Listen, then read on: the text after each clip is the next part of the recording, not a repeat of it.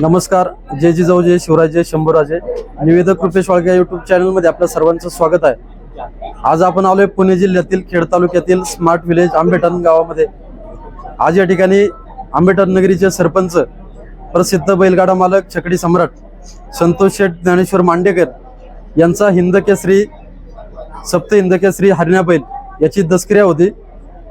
त्याचं अपघाती असं दुःखद असं निधन झालं आणि त्या निधनानंतर खऱ्या अर्थाने आपल्या भारतामध्ये, महाराष्ट्रामध्ये आपण मनुष्याच्या, माणसाच्या दसक्रिया, अंत्यविधी आपण करत असतो. परंतु आज आगळं वेगळं या ठिकाणी मुख्य प्राण्याची देखील दसक्रिया आंबेटन गावामध्ये मांडेकर परिवाराच्या गोठ्यावर या ठिकाणी संपन्न झालेली आहे. आणि विशेष करून दसक्रियेच्या निमित्ताने संत साहित्याचे गाडे अभ्यासक, हरिभक्त परायण वाणीभूषण बाळशीराम महाराज मिंडे यांची प्रवचनरूपी सेवा देखील संपन्न झालेली आहे. अनेक पुणे नगर जिल्ह्यातून, महाराष्ट्राच्या कानाकोपऱ्यामधून आज या ठिकाणी दसक्रियेच्या निमित्ताने हरण्या बैलाला शेवटची श्रद्धांजली देण्यासाठी सर्व बैलगाडा मालक, सरपंच, उपसरपंच, त्यांचे सहकारी आणि शेतकरी बांधव, महिला बहिणी देखील उपस्थित होते. या ठिकाणी पाहू शकता सर्व बैलगाडा मालक आहेत. संतोष शेठ मांडेकर स्वतः आहेत, बाळासाहेब नाना जवळेकर आहेत, स्वर्गवासी मन्या बैलाचे मालक माणिक मामा सांडभोर आहेत, कावरमाना मिंडे आहेत, त्याचप्रमाणे मांडेकर परिवाराचे बाचे आणि सर्व गणेश शेठ मांडेकर, सर्व मांडेकर परिवाराच्या हरण्या बैलाच्या निधनानंतर त्यांचं सांत्वन करण्यासाठी आणि त्यांचं या ठिकाणी दुःखामध्ये सहभागी होण्यासाठी अनेक बैलगाडा मालक मान्यवर उपस्थित आहेत. दादा नमस्कार. नमस्कार. तुमचं नाव सांगा संपूर्ण. माझं नाव कुलदीप नंदू पडवळ. मी संतोष शेठचा भाचा आहे. काय सांगाल हरण्याबद्दलच्या आठवणी? कारण खरं तर आजचा दिवस आमच्यासाठी दुःखाचाच आहे. म्हणजे गेले 5 दिवस आम्ही जे करंजऱ्याच्या घाटापासून जे आम्हाला दुःख आमच्या आज हरण्याच्या रूपात आमच्या वाट्याला आले. परंतु आमचं संघटना आहे मचा ग्रुप, ज्या बैलाने आमच्या नावाला सुरुवात केली, मामांच्या मांडेकर परिवाराच्या नावाला जे सुरुवात केली मचा, त्या मचाच्या नावानेच आमची संघटना आहे. आणि त्याच्यानंतर लक्षा बैल आमच्या दावणीला आला, लक्षानंतर हरण्या आज दावणीला आला. आणि तीच उणीव आज थोडीशी आम्हाला कुठेतरी कमी आहे हरण्याची, असं वाटतंय मला. काय सांगायला, हरण्याच्या दसक्रिया होत्या. अनेक पुणे जिल्हे, नगर जिल्ह्यातून अनेक बैलगाडा मालक, शेतकरी बांधव उपस्थित होते. खरं तर हरण्यावर प्रेम करणारं महाराष्ट्रातले प्रत्येक गाडा मालक हरण्यावर प्रेम करणारा मालक आहे. कारण हरण्या ज्या घाटात जाईल किंवा कोणाच्या असं बरोबर, ज्या मालकाबरोबर, बैलांबरोबर जी सावड होती, ज्या मालकांबरोबर किंवा अनेक मोठ्या मोठ्या नामांकित बैलाबरोबर हरण्याची सावड झाली, ते घाट अतिशय नावाजलेल्या घाटामध्ये हरण्याने कधीच आमची मांडेकर परिवाराची आणि जे आमच्याबरोबर सावडे होते त्यांची कधीच मान खाली घालून आमच्या हरण्याने दिली नाही. आणि प्रत्येक घाटात जिथं जाईल तिथे घाटाचा राजा, पहिला नंबर आमचा हरण्या बैल आणायचा. मला एक सांगा, आपला हरण्या जो बैल आहे तो आपल्या दावणीला कधीपासून आला, कधी विकत घेतला तुम्ही? 7 वर्ष झाले आमच्या दावणीला हरण्या बैल आला. आम्ही नाशिक मधून बैल खरेदी घेतला होता आणि पहिलाच घाट आम्ही बंदीच्या काळामध्ये, नवला कुंभरे घाट चालू असायचा आणि त्या काळामध्ये आमच्याकडे लक्ष होता आणि त्यावेळेस लक्ष अगदी फॉर्म मध्ये होता किंवा टॉप मध्ये राहायचा. त्याच्यावर पहिल्यांदाच नवला कुंभरे घाटात टाकला. तिथं सगळ्यात आतून बारी लक्ष आणि हरण्याची आली होती. त्यापासून जो चालू झाला बैल, तो आतापर्यंत शेवटच्या क्षणापर्यंत बैलांनी खरं तर आमच्या मांडेकर मामांचं नाव लौकिक करण्याचं काम खरं तर हरण्याने आतापर्यंत केलं. आपल्या समेत हिंदकेसरी मण्या बैलाचे मालक आहेत बाळासाहेब नाना जवळेकर. भारत केसरी हरण्या बैलाच्या दसक्रियेच्या निमित्ताने ते आलेत, त्यांच्याकडून आपण जाणून घेऊया. नाना, मला एक सांगा, हरण्याची आणि मण्याची देखील जुगलबंदी झालेली आहे. काय सांगाल हरण्याचा गुण किंवा मण्यासोबत पळायला काय काय आठवणीत? असं एकमेव नंदी होता की पुणे जिल्ह्यात ऑलराऊंडर, मोठ्या घाटाचा मोठा वाजता होता. आज इथं 1 नंबर केला तर उद्या जाऊन छकडीला 3 राऊंड 1200 फूट पळायचं एवढं जोक नव्हतं. तिथं जाऊन 1 नंबर करायची त्याच्यात क्षमता होती. त्याला फक्त पळायचं आणि मालकाचं नाव मोठं करायचं एवढंच त्याच्यात ताकद होती. हे मोठ्या घाटाचा मोठा वाजतात मी तुम्हाला म्हणलं नाही का, एकमेव जिल्ह्यात असा होता की छकडी असू द्या, घोडागाडी असू द्या, सेकंड काटा असू द्या, एकमेव हरण्या असा होतो की चौकडं शिवाय 4ही खाली पळायचा, मागं पुढं पण जिथं कमी तिथं आम्ही. असा एकमेव नंदी पुणे जिल्ह्यात होता हरण्या. बरोबर. अजून काय सांगाल आज मानेची जशी दसक्रिया झाली भव्य दिव्य स्वरूपामध्ये बाबगाव येथे, तशीच आज हरण्याची दसक्रिया या मांडेकर परिवाराने संतोष शेठ मांडेकर, शरद शेठ मांडेकर आणि त्यांचा संपूर्ण परिवाराने घातली. काय सांगाल हे बैलाचं मुख्य प्राण्याचं आणि शेतकऱ्याचं बैलगाडा मालकाचं नातं? त्या नंदीचं आपल्याला करणंच आहे ना. त्याने अख्ख्या ऑल महाराष्ट्र अख्ख्या जगात आपलं नाव केलेलं आहे.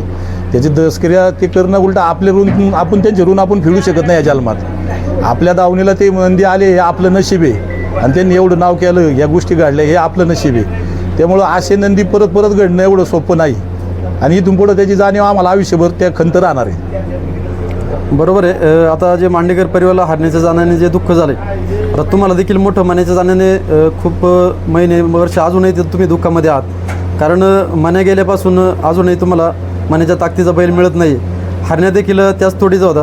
काय सांगाल तुम्ही आता मांडेकर परिवाराला? मग मी तुम्हाला आत्ताच काय म्हणलो, ही जागा भरणं एवढं सोपं नाही. हे नशीब आमच्या दावणीला असे नंदी येऊन गेले, हे आमचं काहीतरी गेल्या जन्मीचं पुण्य आहे. त्यामुळे ही नंदी आमच्या दावणीला आली. अशी नंदी परत घडणे जिल्ह्यात परत अशी नंदी घडणे नाही. असे योगायोगाने ज्याची पुण्य आहे त्याच्याच दावणीला येणार आहेत. बरोबर.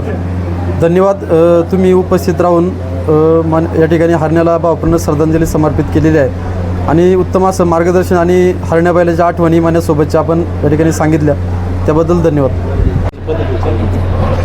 आपल्या समेत हिंद केसरी, भारत केसरी हरण्या बैलाचे मालक आहेत संतोष शेठ मांडेकर. संतोष शेठ, काय सांगाल आज हरण्या बैलाचा तुमच्या दसक्रिया विधी होता. अनेक बैलगाडा मालक, विविध गावचे सरपंच, उपसरपंच, चेअरमन, शेतकरी बांधव पुणे नगर जिल्ह्यात या महाराष्ट्राच्या कानाकोपऱ्यामधून या ठिकाणी आलेले आहेत. काय सांगाल हरण्याच्याबद्दल? हरण्याच्या बाबतीत बोलायचं म्हटलं तर आज प्रत्येक घाटामध्ये जाईन त्या क्षेत्रामध्ये कुठेही छकडी असो, घोडाबैल असो, शेकणफाटे असो, मैदान असो, चार बैलात असो, ज्या ठिकाणी जाईन त्या ठिकाणी हरण्या एक नंबर करून यायचा आमचा अभिमान होता. माझा अभिमान होता तो. आज तो आमच्यातून गेलेला आहे. फार मोठं दुःख होतं आहे. नक्कीच तुमचं दुःख आम्ही समजू शकतो. कारण जेवढं आपण पोटच्या मुलाला जीव लावत नाही तेवढे बैलगाडा मालक आपण खऱ्या अर्थाने पोटच्या मुलाप्रमाणे आपण बैलांना, मुख्य प्राण्यांना जपत असतो.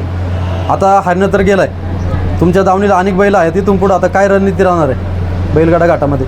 आता माझ्या दावण्याला बकासूर म्हणून आहे एक नंबर. आता जाईन त्याचा तो पण त्याच पद्धती जागा चालवतो आहे आणि हळूहळू गोळी पण त्याच पद्धती मध्ये पळतो आहे.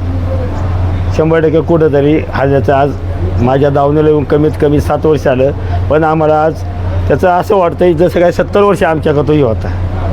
आमच्या वडिलांनी जसं काय आणलेलं असं भास होता आम्हाला त्याचं.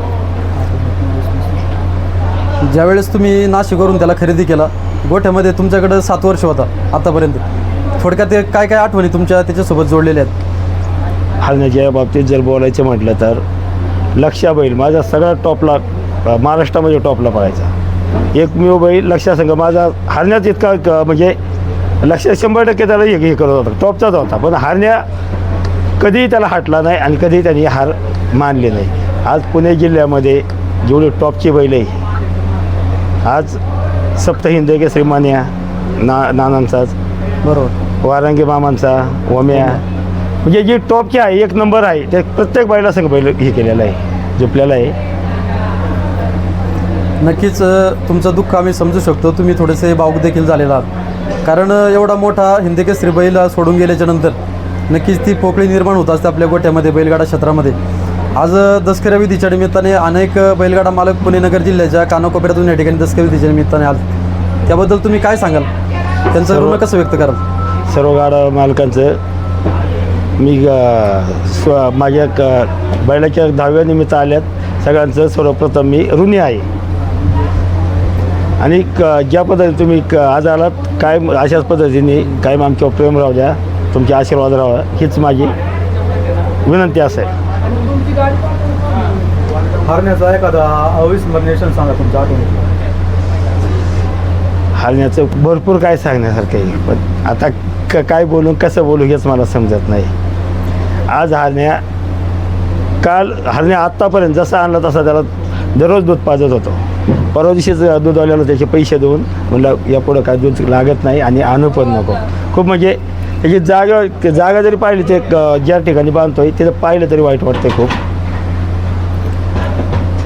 नक्कीच सरपंच, तुम्हाला हे खूप मोठं दुःख खऱ्या अर्थाने झालेलं आहे. आणि हरण्याच्या जाण्याने जी पोकळी तुमच्या गोठ्यामध्ये परिवारामध्ये जी पोकळी निर्माण झाली, ती पोकळी खऱ्या अर्थाने कधीही भरून न निघणारी आहे. कारण आपण पाहतो नाना जवळकर देखील या ठिकाणी बसलेले आहेत. मण्याला जाऊन जवळजवळ 2 वर्ष आले आणि आता नुकतंच त्यांचं मण्या बैलाचं पुण्यस्मरण देखील झालं.